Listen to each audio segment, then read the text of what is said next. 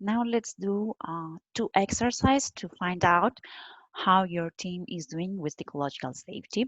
So what I recommend you is that you print out this sheet or you send it to them and you ask them how they feel about each of these statements. They have to say if it's true or false. If you want, you can do it anonymously, so some sort of Google form so that they just say what they think and see if you judge them or not. The questions are first, when someone makes a mistake in this team, it is often held against him or her. So, if this is true, this means that the team is not feeling safe. Next one, in this team, it is easy to discuss difficult issues and problems.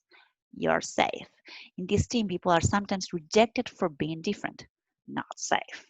It is completely safe to take risk on this team. They are safe. It is difficult to ask other team members of this team for help. Not safe. And members of this team value and respect each other's contributions. Safe.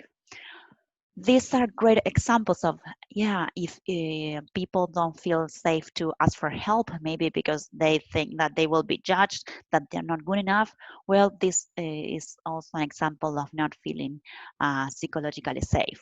Or when someone doesn't want to speak up or report issues or problems, that's also a way to not feeling safe.